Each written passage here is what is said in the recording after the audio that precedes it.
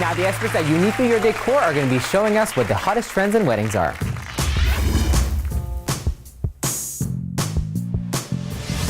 Hi Mark, hi Mandy. I'm here to talk about wedding trends that are going to be popular for the coming season. One of the things that's really important is that people understand that you can do whatever you want. You're the bride, you're the groom, but there are some things that people really like to look at. One is purple for next year. It happens to be one of the colors that you can put multiple different things with.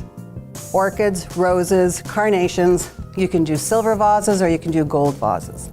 The other trend is going to be color, color, color. It's really coming to form that people know that they can do whatever they want with color.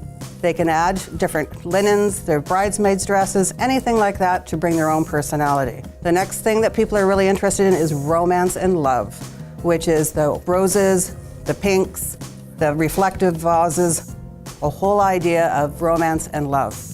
The last trend that we're seeing is bringing the inside out.